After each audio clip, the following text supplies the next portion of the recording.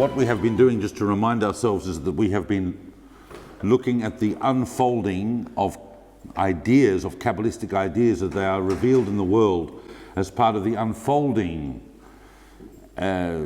spiritual destiny of the Jewish people, really, to bring humanity overall to a higher level of consciousness about the divine and its relationship with the world and its relationship to humanity. And I'm doing that in this course through the anchoring, if you like, on compositions that became famous works of a Kabbalistic nature in Jewish history and literature. We've really, in this course, only focusing on the most famous of the most famous. We can't do them all. There would be, off the top of my head, maybe 40 or 50 major works in Kabbalah that have in some way contributed and shifted the discourse. So we're looking at the biggies to get a groundwork, and maybe later on in another course we'll look at some of the significant yet perhaps not as famous works. So in the first talk we talked about the shift in Kabbalistic consciousness that happens as a result of the synthesis between the Sefer Yetzirah and the Sefer HaBahir, and how they became kind of synthesized in the next major development of Kabbalistic thought, which is Sha'arei Orah. And by the time when you get to Jikatilla, as we looked at, you've got a full frame set network of sephirot. We know their names, we know their symbolic parallels. We're starting to understand that the attributes of the divine that are alluded to in Tanakh and in Midrash are in fact the 10 attributes of divine interaction with the world. Jikatilla's system goes from bottom to up, but we now know what those 10 are, we know their configuration. And then last week we looked at how that then moves quantum leap forward with the Zohar, which applies that symbolic structure to the entire Tanakh. And one of the things that and of course the Zohar bringing in a great many other perspectives and ideas about the nature of the divine relationship with the world. And one of the things I didn't mention last week, there's always something I don't mention and I mean to, and interestingly enough, it acts as kind of like the hook for what I'm moving on today. One of the things that the Zohar also does is it gives an understanding of the cosmic effect of practice. Not practice as in I'm going to try doing this 10 times and maybe I'll get it right. Practice as in praxis, as in applied life. The performance of commandments, specifically the commandments of the Torah, aren't now conduits of cosmic change. And the Zohar is very big on this fact that what you do has an effect in the higher worlds. Now that we're on the other side of the Zohar, we do have an understanding of these 4 domains of existence. We have a much deeper and richer understanding of the dynamics of the sephirot as modes of representation of God and of God's divine energy in the world. But I've got to tell you that for a long time, people, when I say a long time, a couple of centuries, these Zoharic manuscripts, and as I said, the Zohar is written in RaMaQ. If you don't understand the symbolic structure of it, it's still incredibly poetic and incredibly beautiful, but understand what's going on underneath the text, how it's talking about the unity of the divine and the relationship that human beings have as agents of that unity. And when we talk about the unity of the divine, the divine itself is unified. But what we're really talking about is the unity of the divine, the concept of reality of the divine in this world. So long as humans live in a less than perfect world by their own making, God is less revealed, and in fact, God itself, in a sense, is fractured. There is a fracturing that has happened in reality. We looked at the Sefer Ditzniuta, this part of the Zohar that really talks about the idea that somehow the creation, the cosmos, is a result of processes of creation, destruction, and renewal. And the Zohar is alluding to that. But for a couple of centuries, the Zoharic manuscripts are circulating. People are reading them. They're getting blown away. They can see snippets of something incredibly profound. But no one really had made a handle on on how everything in the Zohar is explained. Its themes, its characters. What do they really mean? This is like one long poem. It's amazing. And I can see that there's a relationship with the sephirot when it talks about, Yaakov uniting with Rachel. I know that that's symbolizing Tiferet uniting with Malchut and so on. And I can see that, but what ideas are emerging from here? How is this actually affecting my understanding of what God actually is and how God creates the world? There's a number. Remember that the time of the Zohar is also a time of growing developments in Jewish philosophy as well. And medieval Jewish philosophy is also grappling to some extent on a much more rational basis with answers to these questions. And the mystics are studying the Zohar, but it's all very esoteric. The Zohar is not a public exercise at this point. It's around here that we start getting those warnings about people shouldn't learn Kabbalah till they're 40 and all the other things that emerged in the late Middle Ages as the Zohar is at blush, not to mention the fact that some people are saying, I'm not entirely sure about the Zohar. But the overwhelming trend within the Jewish world was to accept the Zohar as canonical, as a composition of Rabbi Shimon Bar Yochai, and it's a Tannaitic text. It's equal in authority with the Mishnah, But this is the esoteric law. This is the Torat Hasod.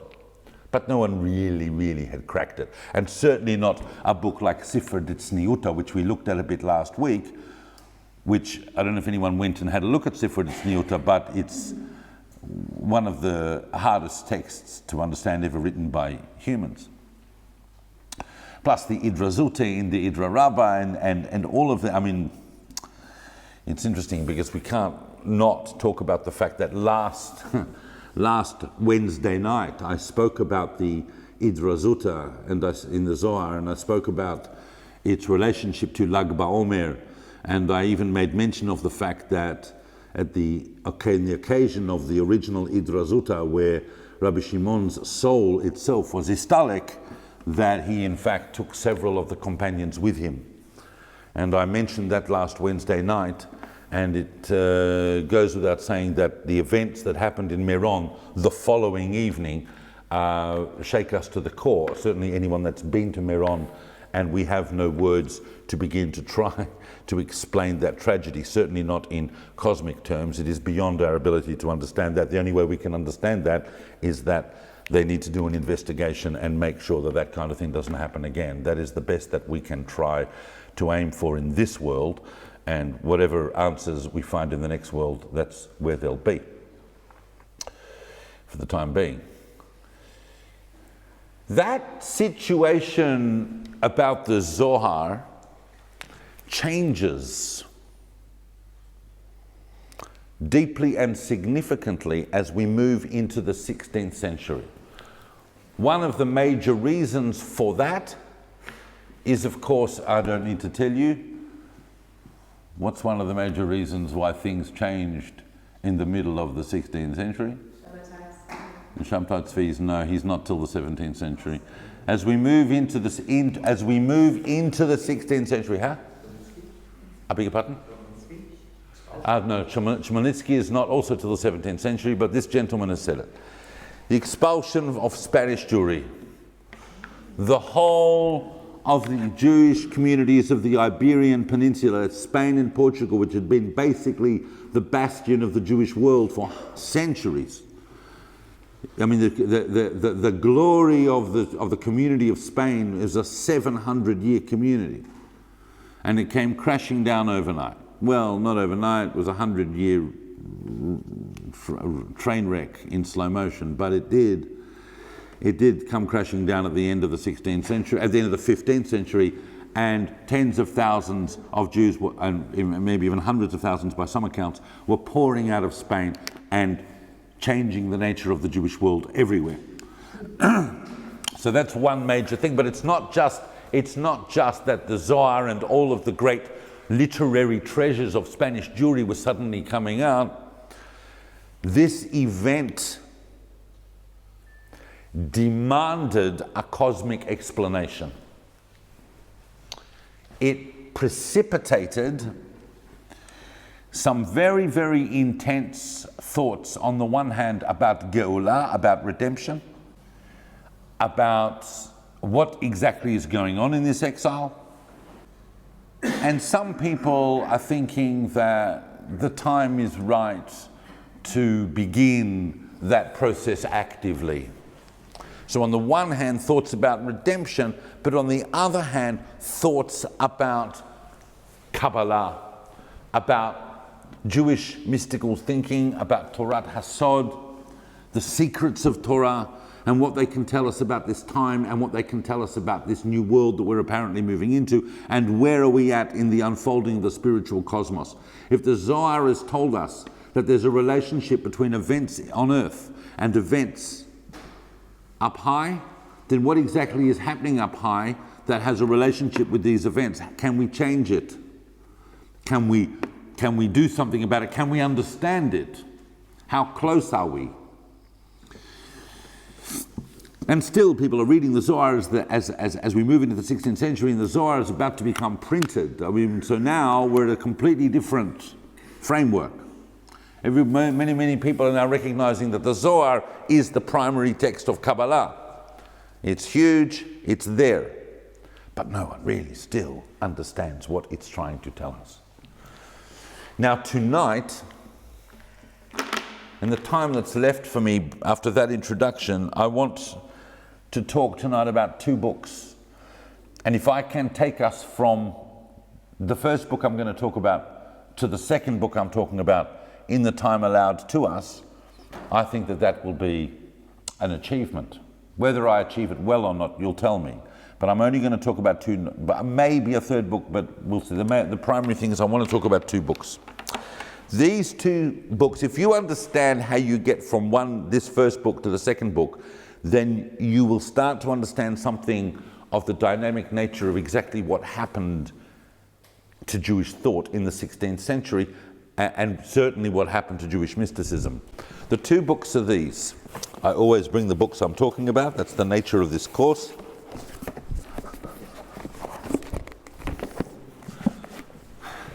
They're both red in every sense of the word.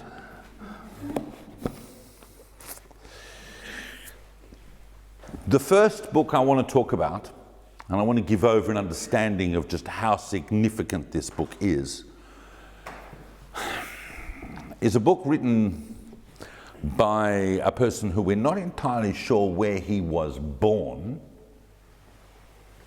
I'm not 100% sure where he was born, but he certainly grew up and lived almost his entire life from a young age in the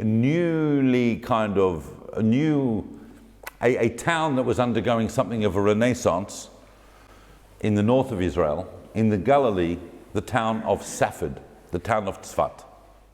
A lot of people don't realize that the spiritual revolution that happened in Tzfat was commensurate with the fact that Tzfat had become a kind of a center in the Ottoman Empire's new economic development zone that encompassed the Galil, and therefore were inviting Jews to go and settle there. Not simply that they could come to Israel and to the Ottoman Empire. There were certain places where they wanted Jews to go, and there were certain places where they made it very difficult for Jews to live. What's the one city where people would have liked to have lived, but the Ottomans made it difficult, of course, was Jerusalem.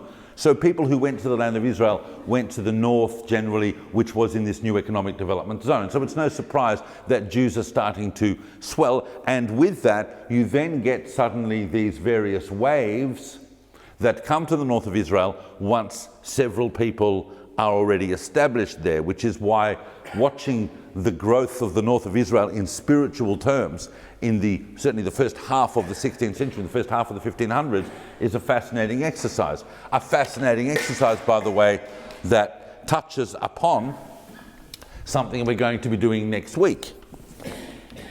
What are we going to be doing next week as Kabbalists, or as anybody? Not next week, the week after, on Shavuot. So the whole concept of a Tikkun Leil Shavuot, yes, that concept starts really in the 16th century and is connected also with the migration of many great rabbis and mystics and so on who came to the land of Israel. It's a separate subject. And the predominant location was Tzfat in the north, which was thriving spiritually and economically. And it wasn't just mystics who came, some of the great legal minds. So you get people like Yosef Karo, and you have people like Yaakov Berab, and huge, great figures in Jewish learning who are turning up in Tzfat. And of course you also have mystics. But our author tonight is someone who actually grew up and lived most of their life in Tzfat, and his name is Rabbi Moshe Cordovero. And of course, where does his family come from? Cordova. Although it has the name Cordovero, and of course Cordova is a Spanish town, it's understood his family was actually Portuguese. But he grew up in Tzfat, and he was, of course, an Ilui, meaning a prodigy. And of course, by the time he's 20, he's already counted. I mean, I want you to understand what it would be like. People think of the RaMaQ. We call him the RaMaQ, Rabbi Moshe Cordovero. Rabbi Moses or Moshe Cordovero. And he's often known by the acronym the RaMaQ. Either Q or K, whatever you want to do. And people think of the RaMaQ as this massive Kabbalist because of the book I'm about to talk about, but in fact, they often don't realize that his teacher in Halacha was Yosef Karo, who, after having written the entire commentary Bet Yosef on the Torah, decided to go to Tzfat and turn that into a document that we now know as the Shulchan Aruch. So imagine your teacher is the author of the Shulchan Aruch, your direct teacher. But you get to the age of 20, and you get to the age of 20, they're already saying to you, you're at Rosh Yeshiva level, we need to set you up with the yeshiva, and they do eventually, they set him up in the Academy of the Portuguese Jews in Tzfat. But from the age of 20, he had this tremendous yearning to study Kabbalah and to study Jewish mysticism and Jewish mystical texts. And he read, being in Tzfat, not a bad location to be in the 16th century, especially since they're just starting, the printing presses in Europe and elsewhere are just starting to pump out, and also in the Ottoman Empire, to pump out Kabbalistic books. You're in the right location, a lot of rabbis, a lot of spiritual dudes around you. So the first thing he did was he read everything. That was his first exercise. Everything he could get his hands on in the 16th century. And not just read it, but contemplate it. And he basically completed that task by around the age of 27. And he had not only completed that task, but he had also compiled a phenomenal work explaining philosophically and in some cases even rationally the whole of the metaphysical and cosmological system of Kabbalah. That could be read by someone who was rationally inclined but open to ideas that came in from, ideas about emanation, ideas about infinity, ideas about the soul. If you're open to those ideas, he'll tell you everything. That book is called Pardes Rimonim, which, as some of you would recognize, is a phrase from Shir HaShirim. It means, of course,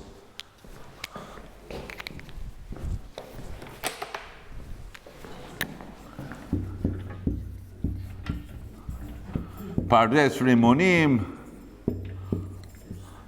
means an orchard of pomegranates.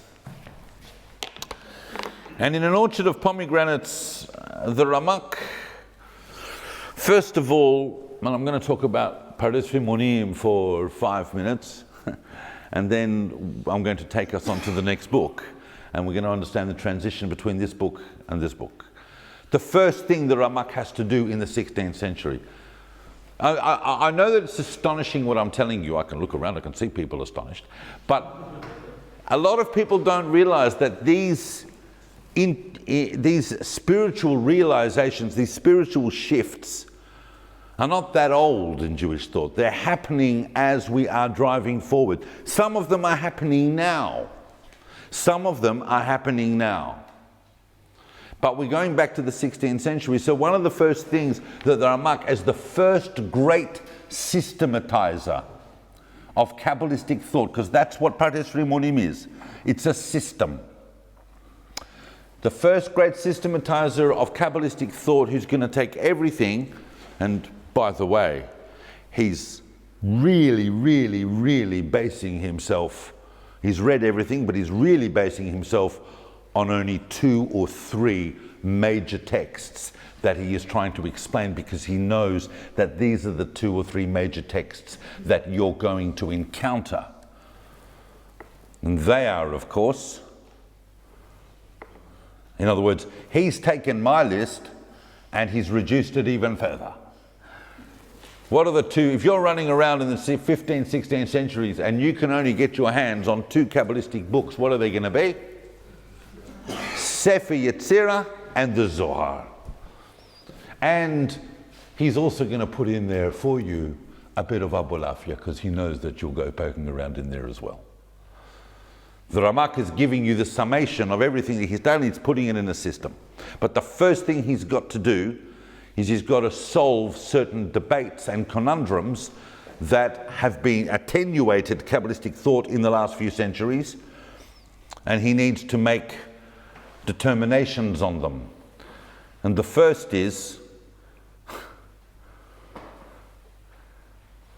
at the end of the day, when we talk about God, when religion talks about God, when Jewish spirituality talks about God, we're talking about Ein Sof. We're talking about the infinite. We're not talking about any level of God. We're talking about God far beyond our ability to comprehend. It's infinite. Keter, the sephirot of Keter. Yes, everybody remember?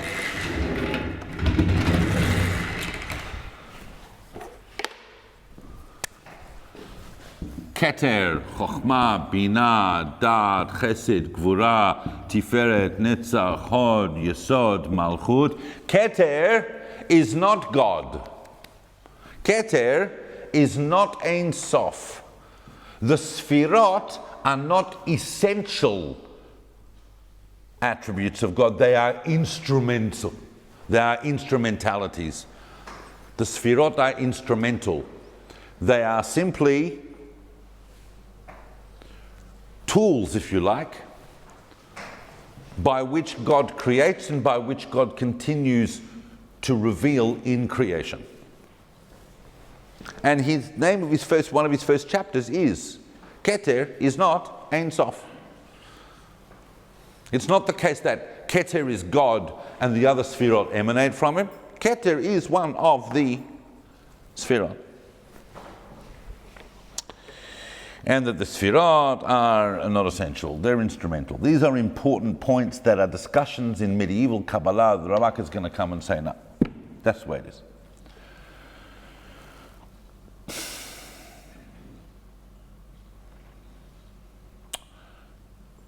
And the sephirot proceed in a very unique form of progression that is kind of like a spiritual dialectic that is unfolding and can be, the logic of that can be understood. It is, the progression describes the RaMaQ, and I'm really summarizing now, between the concept of essence and vessel, which the RaMaQ then goes on to talk about, in famous metaphoric terms, as or meaning light, and kli meaning vessel. These very, very axiomatic terms that you're going to find everywhere in Kabbalistic literature, or v'kli, are not terms that are used by the Zohar and other literature. They are employed by the RaMaQ in Pardes Rimonim to create the metaphoric tools by which you can understand the progression of the sephirot. Obviously, the vessel of any one level becomes the essence or the light of the next vessel. Ultimately, picking up from what we spoke about last week in the Tikkunei Zohar, the RaMaQ now has a full picture of 4 worlds. The world of emanation. Each world has its own, is a domain that has its own 10 sephirot. And the world of emanation is the world that's closest to the divine. It's not really, there's no real separation between the divine and the world of emanation. It emanates. And then you've got the world of creation, formation, and action, which are a threefold world that is kind of separated and in a creation which came out of nothing. And the RaMaQ talks about the fact that the divine, and this is really the point at which it's hard to give over the flavor of the RaMaQ, but this is the most kind of noticeable feature of his approach in synthesizing everything. And remember I said at the beginning that it really is all about synthesis. Is that the divine pervades, or as we might say, and as you'll read in Kabbalistic English books, is immanent in, not imminent, but immanent, meaning it resides within everything. All of creation.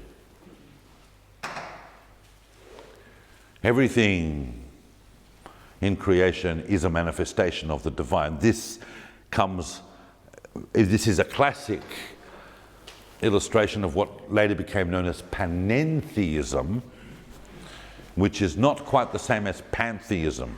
The RaMaQ is not saying that nature is God. The RaMaQ is saying that the divine, God, the presence of God, the reality of God, is present in everything, including nature. Nature is a mode of God. It's kind of closer to Spinoza in some ways than we realize, but it's not quite full-blown pantheism, because the RaMaQ will also tell you that at the end of the day, we're talking about God being itlabesh, meaning enclosed in the sephirot, in these dynamic attributes. The vessels are containers of divine flow that come into the world. They are attributes. They have basic fundamental natures. But they are vessels. And they are vessels for the essence of the divine that's coming into the world, which really at the end of the day is divine will. What's being revealed in the world is divine will, but it's being revealed to us through the sephirot of which we are a part. The soul comes into the body, immanentizes in the body, which is a vessel, in the same way that God is in the world. We already know that already from a famous midrash, but the RaMaQ makes this tremendous parallel in a way that the Talmud probably could not, because of the full identification that we have as humans with the sephirotic structure. So we obviously, ultimately, are vessels. And then the RaMaQ has got a whole practice, not so much in Pardes Rimonim, but he goes into kavannot and meditations and mystical intentions in prayer and mystical experiences. The RaMaQ writes elsewhere on meditational methods and so on. But for the RaMaQ, primarily what Pardes Rimonim did is it solidified the theosophical picture that we have of God and the nature of what we're doing when we pray, when we perform mitzvot, how we're bringing down divine energy into the world. We are contemplating the reality of God in the world through understanding the sephirot. And it's stunning. And it also has a whole side to practice. So if someone wanted to make an entire journey into the RaMaQ, they certainly could. And obviously, as I'm giving over the RaMaQ, and I've got to move on to the next book, I'm hearing myself thinking that there are things about this that I wanted to say that I won't. So we might come back to it about the Pardes Rimonim. But does everybody understand basically where it sits? 20 years later,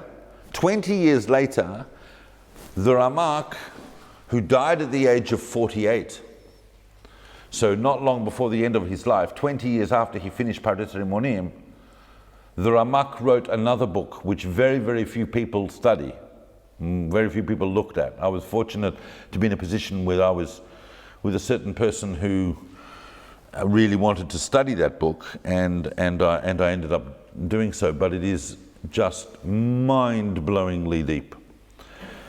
There, the RaMaQ is not the systematizer of here. He is the deeper thinker about how to resolve some of the more difficult passages in Zohar and in Torah, and what they spiritually mean. And of course, by the time the RaMaQ's writing that book, which is now coming towards, it's the end of the 1560s, so already there are things happening in the world that are precipitating some of the great redemption movements that are about to emerge. But the RaMaQ died young. And they said that, famously, they said that at his funeral, whoever sees a pillar of fire surrounding the coffin as it's being lowered into the grave will be the one who takes on the mantle of being the great Kabbalistic master of Tzfat. It was seen by someone there. And that someone had only arrived in Tzfat a few months earlier. This individual, who was born in Jerusalem but had grown up in Egypt, an individual called Yitzchak or Isaac Luria Ashkenazi, who also was a bit of an Ashkenazic Sephardic hybrid himself, but he grew up in Egypt, where he was also a great student. Well, his teacher was Rabbi Yitzchak Ashkenazi, the author of the Shita Mekubetzet. A lot of people don't realize that even before he came to Tzfat, the Ari had already written the commentary on Zvachim for Shita Mekubetzet. These are very interesting facts. But he came to Tzfat, and obviously most people thought, being an unknown person, I mean, the key fact is that the Ari had taken a copy of the Zohar, which by the 1560s had already been printed, and we assume that he took a printed copy. Maybe he took his own manuscript copy, but he went to an island owned by his uncle in the Nile and sat there for different opinions. Some say 7 years, some say 10 years, but however length of time, it was a long time. He would only come home on Shabbat.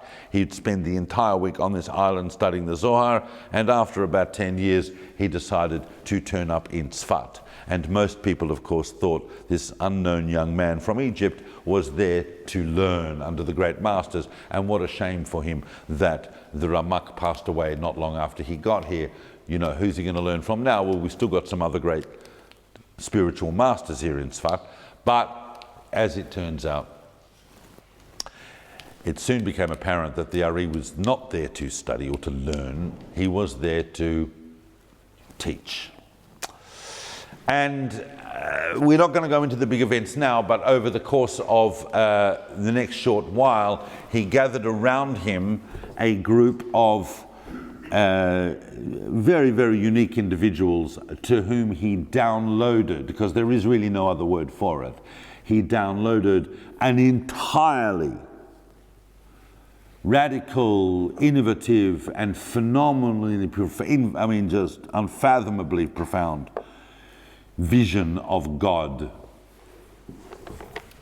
and then he died at the age of about 38. The primary receiver of those teachings, of the Lurianic teachings, and we refer to Rabbi Isaac Luria as the Ari, which stands for, and I know the word means lion, but it's an acronym standing for the godly Rabbi Isaac. No one else really in Jewish history gets that title. He was an avatar of something else. It's a bit like Rabbi Shimon in the Zohar. He is literally revealing on his own authority. It is we spoke about the fact that the full revelation of the Zohar, which happens in the 13th century, and then 300 years later there is another unaccountable revelation. This is not material that the Ari is saying, I got this from my teacher, he got it from his teacher. This is, everything the Ari says is consistent. It doesn't conflict with anything we already have, whether we're talking about halakha or Jewish mysticism itself and the various primary works and the various sense, because the Ari is somehow able to subsume everything that came before him in his vision. But he didn't write anything down. It was overwhelming even for the Ari. He said, if I tried to write, even when I speak, I can feel the dam wells breaking. To write it down would be basically impossible. That's why the only really thing we have written from him are the sephirot that he wrote for Shabbat in RaMaQ, which he composed for Shabbat. B'nai Hechala is one of them. And a commentary that he wrote on sephirot Tzniuta, which may have been written either just before or not long after he arrived in Tzfat. The main receiver of his teachings was a man selected by him called Chaim Vital, who was a bit of an alchemist, a bit of a Ooga Booga specialist, interested in Kabbalah, looking around, and he became the main student of the Ari. After the Ari died, Chaim Vital spent 50 years compiling various comprehensive versions of his notes that he took. It is apparent to scholars now that probably most of the Ari's teachings were given in classes that were responding to questions brought to him about the meaning of the Zohar. But Chaim Vital arranges the teachings in a way that also systematizes, but really is a body of work that is describing what it is that the Ari wants you to see. And I'm going to talk about that for 5 minutes. I'm going to talk about that because it is contained in a book.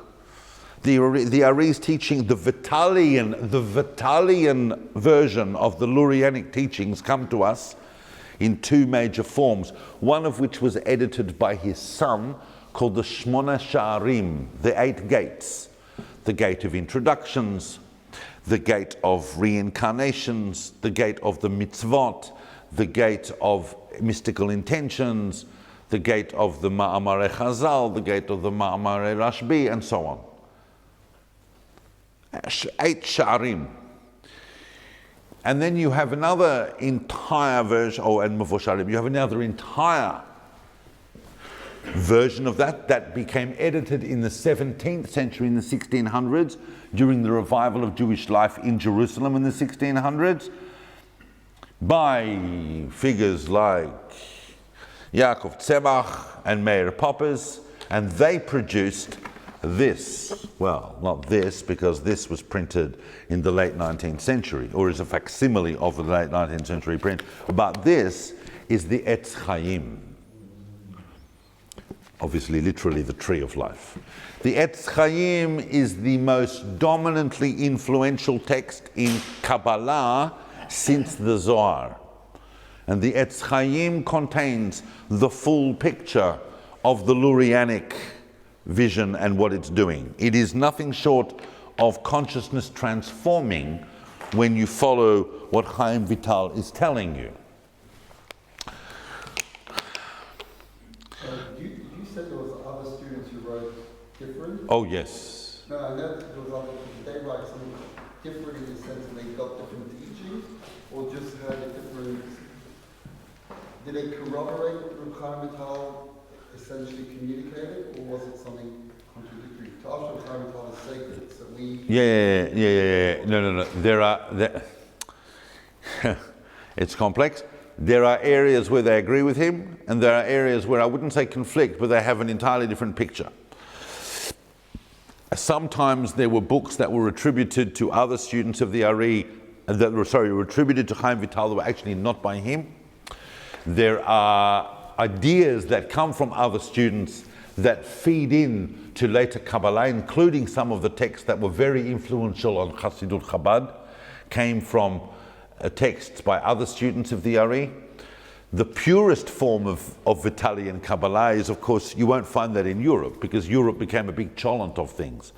The purest Vitalian Kabbalah is would probably be the students of the Rashash, because all that Rav Shalom Sharabi would learn in the 18th century was Chaim Vital. That's all he was interested in learning, and by that time they knew which books were and which books were. I will come back to this. It's an extremely interesting question. But I have 10 minutes to talk about Etz Chayim. Some of this is going to be familiar to you.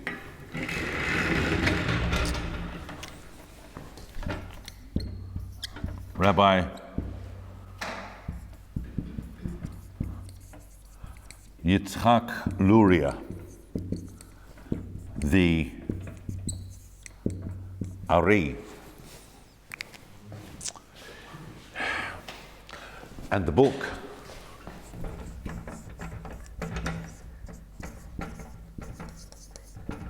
is Etz Chayim.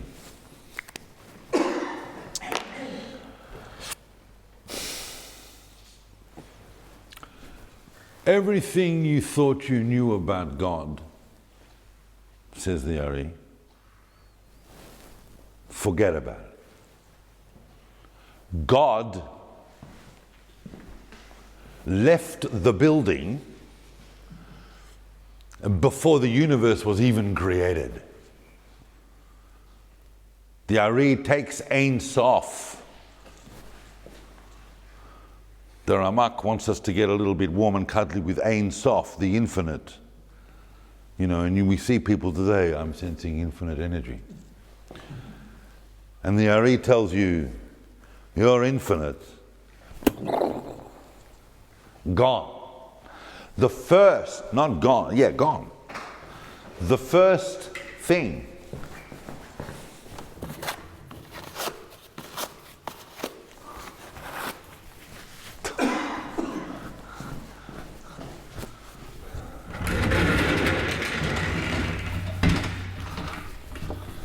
This is going to take a couple of minutes, but this really is the key to understanding. I mean, it's the first thing that God does is contract away from creation in an act, a famous theosophical and mystical dynamic process known as the Tzimtzum. The Tzimtzum. The Tzimtzum means the reduction or the contraction. On the other side of the Tzimtzum we don't know, but God creates a vacuum. God has withdrawn away. Here is Ein Sof. And in here is the halal, the vacuum.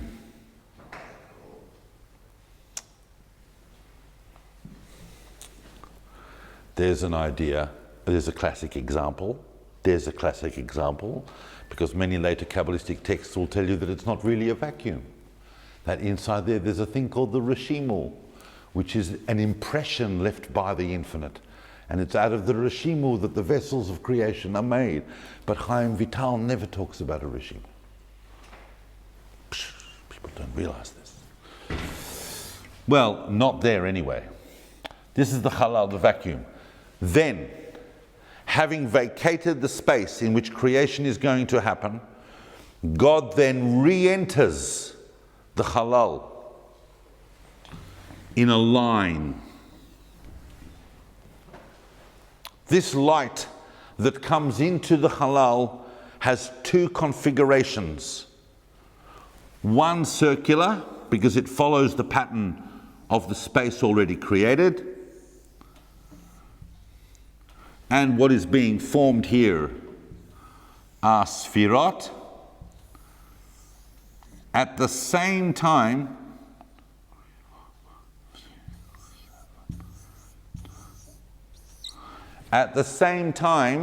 the light is entering in linear configuration, not circular, in linear configuration, and literally the way that this is described is almost identical to the 20th century or late 19th and 20th century's discovery that light is both wave and particle. This is precisely this. I'm not saying that the Ari would have had a meaningful conversation with Einstein. I'm just saying that it is completely... When we talk about Kabbalists like the Ari, and we talk about the Etz Chayim, as I said last week, but now really acutely, we're in the 16th century, girls and boys. We are on the advent of an entirely new world. We're about to enter the modern period. We're in the Renaissance. The Enlightenment is just around the corner, and Leibniz and Newton are going to read this. Doesn't mean, and what they're reading in the Ari is closer to 21st century physics than just about anything else they're reading, except that they would not have realized that. The light comes in a linear configuration of sephirot, and that linear configuration, of course, being a linear configuration of sephirot, forms Dmut Adam, an Adamic form. And the Adamic form, of course, is three lines, and the sephirot placed in a configuration that is Adamic, meaning human. But I'm not saying the word human meaning what we understand as human. We're talking Dmut Adam is the Adamic form of the divine energies as they enter into the cosmos, into the space of creation. They come together to form an entity. The reason I'm laughing is because I'm looking at you and I'm going, in the next 2-3 minutes, I'm actually going to give over Etz Chayim, and I realize that I've already probably lost most of you, but I'm going to persist. They form a massive configuration called Adam Kadmon, primordial man or primordial human.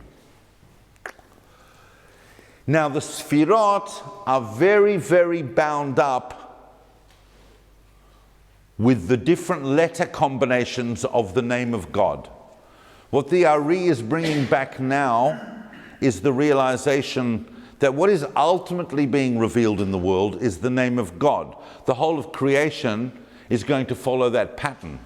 He's not de-hierarchizing the importance of the sephirot, but he is a little bit deprioritizing them. The name of God is the dominant processual engine here. And the name of God can be spelt differently when you spell out the letters, and therefore have different numeric values. The famous numeric values of the name of God that Kabbalah deals with are 72, 63, 45, and 52. Ab, Sag, Ma, and Bam. All right, so we've got Adam Kadmon, who's kind of like the vessel into which the divine light is being poured. But the sephirot of the lower half of Adam Kadmon cannot handle the light that starts streaming into the cosmos from the infinite, and it smashes. The 7 lower sephirot smash. That, says the Ari, is Umalchin Kadmain Metu V'Ziyuneon Lo Ishtakchon that we learned in the Sefer Yetzirah.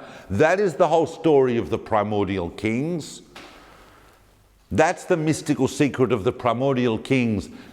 Ele Malche Edom Lifnei Melach Melech Livnei Yisrael, from chapter 36, I believe, of Sefer Bereshit. It's in Parashat Vayishlach.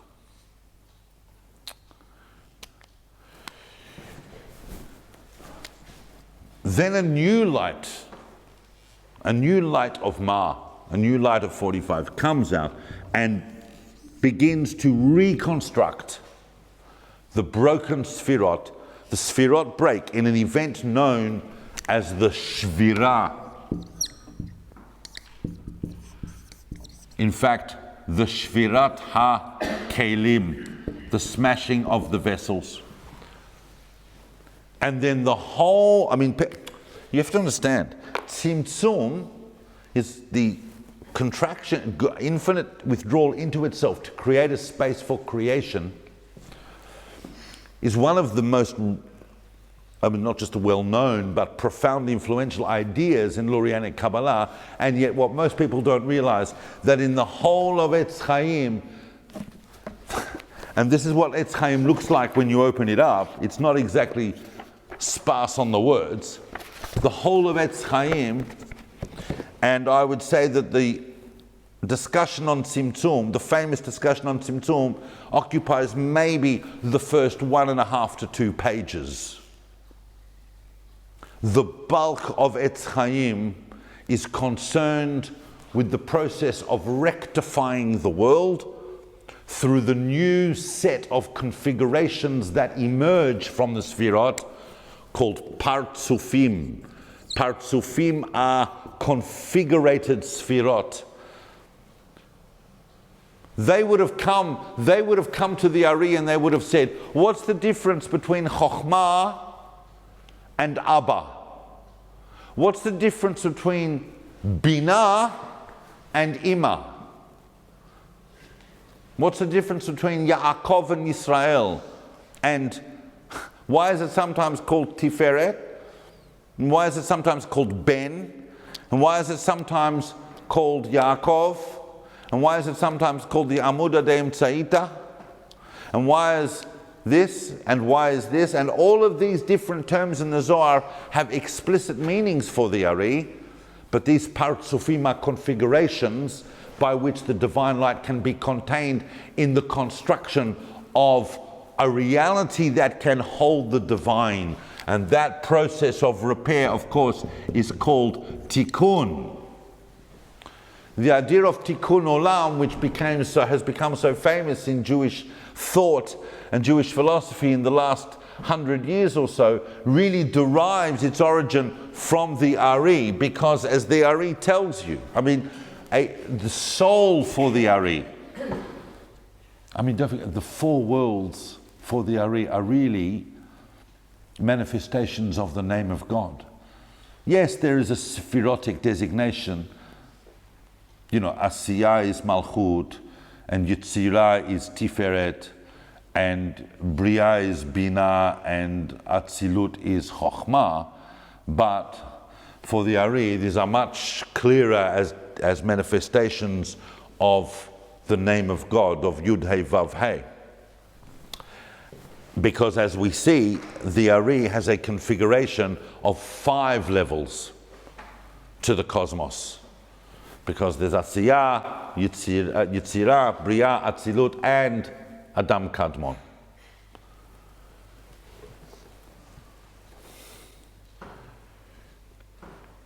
The soul, eventually, the world of emanation emerges with all its configurations. And the ultimate aim is to balance the male and female, which is Zeir and Pin and Nukva, of the world of Atzilut, which is Kudshabrichu and Shchinta, the Holy Blessed One and the Shekhinah, to align them in the world of emanation so that they can unite in coupling and give birth to souls. Souls then descend into the worlds, the three lower worlds of creation, formation, and action. And the soul for the Ari, you're listening carefully, Rabbi Khan, the soul for the Ari, how many levels to the soul did we say were in the Zohar last week? 3. Nefesh, Ruach, Neshama. And for the Ari, there are 5. The soul has 5 levels because the soul reflects the entire cosmos.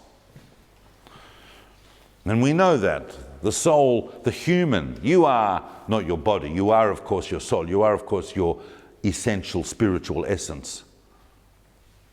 Your soul comprises a reflection of the entire cosmos, a part of all the cosmos, because it is the job of the human being to bring it all together. Possibly one of the most amazing turning points in the whole of Kabbalistic and Jewish thought is in the Etz Chayim, and you'll find it, and I'm going to quote it to you because I've got to finish now. I'm going to find it. I'm going to tell you what it says. In Sha'ar HaTzelem, which is gate 26 of Etz Chayim. I've got to tell you that if you're opening Etz Chayim and you get to gate 26, you're going to be interested in what it says. 26 is a very significant number. And he tells you there in chapter 1 of gate 26, and he says explicitly and clearly, and I'm going to say this sentence, and you're going to go, oh yeah, I've heard that before. That's Rabbi tells me that every week in his sermon. I know that. But if you understand the location of the Ari saying this in Etz Chayim, souls do not come into this world for themselves. They come to fix the world and repair the cosmos. Human souls, and particularly Jewish souls, do not come into the world to gain salvation or to mystically stare at the wall and have warm fuzzy embraces with the infinite. They come into this world to fix the universe. The impetus of tikkun is everywhere in the Ari. And of course, for the Ari, everything is everything. So every part of the journey of the Jewish people, every member of the Ari has an enormous theory of reincarnation as well, about how all souls are emerging from the 2 great streams that come out of Adam Kadmon, the souls of Cain and the souls of Abel, the souls of Cain and the souls of Hevel. This theory of transmigration in the Ari is obviously an entirely separate subject. What I've looked at tonight is Etz Chayim, and what I wanted to show is which I didn't really, only got as far as Adam Kadmon's lower half collapsing. We couldn't even encapsulate the tikkun, but the entire picture contained in 50 gates over 7 chambers. And then of course the 6th chamber is the rebuilding of Nukva, of the whole feminine in the world. It's not just the divine concept of the divine that is broken. There is a deep fracture, not only between humanity and God, but within humanity and self, between genders.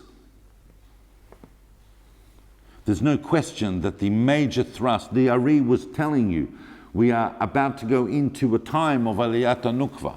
We're about to go into a time of the rise of the feminine. It's no coincidence that I also call the 16th century the century of the Jewish woman. But the Ari leads directly into the modern world. The Ari said we are entering now into this advent of the modern world. And therefore, there's an immense praxis that comes out of it, how you adopt the huge... every single level represents every other, so the entire system is fractal. I haven't given it over the way I wanted to tonight. I had a number of points in my head I wanted to be able to transmit to you about this. Unfortunately, the Etz Chayim has not been translated. The first part of it has, but the bulk of it remains untranslated. The Pardes, I believe, has been translated. I don't have it, but there's quite a lot of material on the RaMaQ if you want to read it. The RaMaQ, of course, is still studied. There's a famous story about Chaim Vital many, many years after he was in Tzfat with the Ari, decades later. He started saying, I might go back and have a look at what the RaMaQ was saying. So he goes back to Pardes Rimonim, and after a few days of learning Pardes Rimonim, the RaMaQ himself, and Rabbi Chaim Vital records it, the RaMaQ comes to him in a dream and says, what are you doing? Up here, even I'm learning the Ari. So it's a famous story, whether or not it's true or legendary, but it gives an idea of the fact that the RaMaQ is one of the holiest Kabbalists that we have. And if the Ari hadn't turned up, we'd probably all be Cordovero Kabbalists. But the Ari did turn up, and the Ari shifted the vision forever. The implications of the processes of Tzimtzum, Shvira, Tikkun, the way that the Ari is able to explain every single facet of Jewish life, of Jewish history, of Torah, of Halakha, of everything, of every book that's ever been written and will be written. Everything is complete, has a place in the system of the Ari. Since the Ari, we have all really existed in a post-Lurianic universe as far as not only Kabbalah but Jewish thought generally, because what's going to happen in the 17th century, in the 18th century, and the rise of all the great movements in Judaism are going to be drawing in some way from the wellsprings of Tzfat, and particularly the wellspring of the Ari, who brings an entirely different revelatory character to Jewish thought. So are there any questions on that? Because that is as far as I'm going to take it tonight. Can I just clarify, how is the progression from Zohar to, like, obviously, whatever Ari was saying, he goes from Zohar, or was it something else? You know, the Ari bases everything he says on his reading of the Zohar. Yes, I'm agreeing with you on that. So no one else could understand it from reading Zohar? No. I mean, no. People are going around going, you know, what does this mean? What does this mean? And then suddenly you come across someone who says, I'll tell you what it means. And then 6 hours later, your mind is like, and he's shown you, he's used a passage of Zohar to open the doorway on an entire spiritual universe. That is still, for the last 450 years, the Jewish world, the mystics really are grappling with and saturated with. It's immense. And yes? Just want to know, you've got Ein Sof, which is infinite, outside, and you've got Tzimtzum, which is the universe which is created, which is also infinite. How do you get infinite inside infinite? How does that... So what's the second infinite? The infinite Tzimtzum, where Yeah. draws to the creation of the universe. Yes. So you've got an infinite... Here's infinite, right? Inside the infinite there's a space where the infinite powers have been suspended. So it's not an infinite? No. Inside here is limitation. Otherwise God's presence couldn't be made known to other, and it couldn't be contained. Yep. The RaMaQ writes even that God is like a living organism that is self-revealing out of the depths of itself, as Shalom put it. But in the Ari, the act of Tzimtzum is fundamentally an act of din. It's fundamentally an act of judgment, of limitation. It's an act of limitation. Inside this area, it is capable of limitation. So when divine light comes from the infinite into the vacuum space where limitation exists, it immediately must assume a vessel of limitation, which is what the sephirot provide. The sephirot for the RaMaQ and for the Ari, and this is extremely interesting, I'll end at this point, the sephirot are not dissimilar to Newton's discovery of what happens with the refraction of light through a prism. So divine light, when it enters into a domain, refracts into the sephirot, the way that light refracts into its spectrum through a prism. So as soon as the light comes in to the halal, it assumes sephirotic configurations, but at first circular and linear at the same. The circular really is nature, and the linear is life, or spirit, sorry. as Chaim Vital tells you. Now, one of the other students of Chaim Vital, the most famous, there are a number of students, the most famous of the other ones is of course Yisrael Sarug. And Yisrael Sarug's famous book called Limudei Atzilut, Studies in Emanation, which really became the first Lurianic text to get to Europe, and that's why it was so influential on subsequent literature. He doesn't start with the Tzimtzum, he starts with the infinite. And the infinite has a thought of creation. That thought, I'm going to tell you that this is the opening of one of the most incredible and famous Kabbalistic texts. You're not going to believe me. But Yisrael Sarug tells you that the thought of creation causes the divine to laugh. That laughter creates cosmic vibrations within infinity that end up in the structure of the letters of the Hebrew alphabet, which are going to be the building blocks of a garment that God is going to wrap in called the Malbush. And only after he has wrapped himself in the Malbush, in the space that Sarug calls the Tehiru, is the Malbush folded over, and then you can start the Tzimtzum, and you have a huge number of processes that happen before you eventually get to the point where he meets up with Vital and the lower part of Adam Kadmon collapses. Although, once again, even there are differences. For Sarug, Malchut does not break, it's a whole thing. So there are differences. So what exactly God is doing just prior to the Tzimtzum, we're not sure. But we understand from classical Kabbalistic sources that there is, at some level within the infinite, there is a machshava, Allah b'machshava. It arises in thought. God wants a relationship with other. The one thing that we have in common with God is our uniqueness and our individuality. That's basically the essential expression of our soul. We share organic characteristics with much of the rest of creation, but we have a soul that is divine and, as the RaMaQ would say, immanentized in a body. So we share that level of yichidah, that level of uniqueness with God. God is a genuine subject. God is an I, an individual. But I wants a relationship with other. So it's not an easy thing to create for an infinite, even for an infinite God, to create a finite universe and put himself in it. I mean, I imagine that it's probably easy for God.